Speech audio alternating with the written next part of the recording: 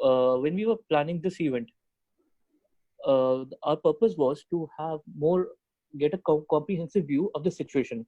Because when we talk to some SME owners, they say that government has promised moon and all the things out there, but nothing is happening on the ground. Similarly, when you ask a banker, they'll say that SMEs are not demanding for the loan, or they don't meet the eligibility, or maybe something, they don't have the papers. Because of all these issues, there's a lot of confusion, and that is why we try to bring in a panel from different aspects so that we can get a comprehensive. SMEs in India, if most of us are aware that they are quite significant for economy, because there are over 6.3 crore units.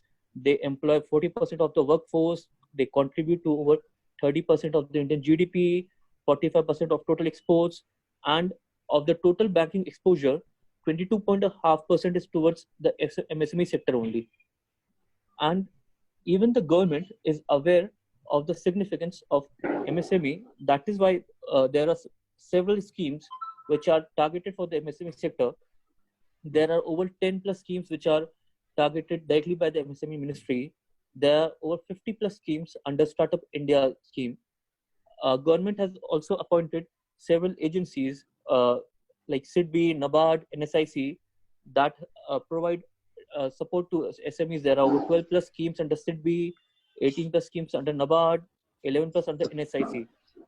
And it is not only the government is providing support in terms of financing, and government is even promoting businesses to actually become self-dependent and emerge out. So that is why from past several years, government has even started promoting companies to get listed in the stock market. As of today, there are over 321 companies, SMEs, which are listed on the BSE platform, over 182 companies which are listed on the NSE Emerge platform, and there are even 5 startups which are listed on the BSE startup platform since August 2019. Now, when we know that there are so many things which are being done for the by the government for the industry, however, in recent times, there across different reports, what we are getting is that there are over 35% SMEs that have been either temporarily or permanently shut down. There are 32% SMEs that may take up to 6 months to recover. 12% SME owners are more optimistic, and they say they may be able to recover in 3 months. And there are 70% startups which have less than 3 months of runaway capital. So our intention was to understand why it is happening and what can be done. This was actually in the month of May. What we did was for several clients of ours, we due to this COVID issue, we wanted to understand what was the impact for these clients across. This was 32 sectors till 2020, and it's not only the negative things which are happening. Some new things, opportunities are also coming up in the sector, and we also covered for different sectors what would be like some new outlook from the banking perspective, from investors perspective as well.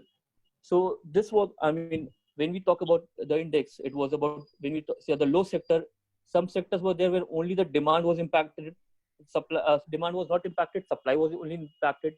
Because let's take case of renewable energy, automation and robotics. Since most of the manufacturing parts come from China, so only the supply part was impacted, demand part was not that much impacted.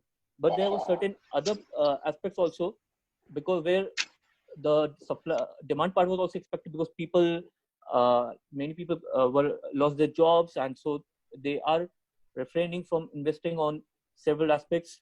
So that is the reason this thing happened.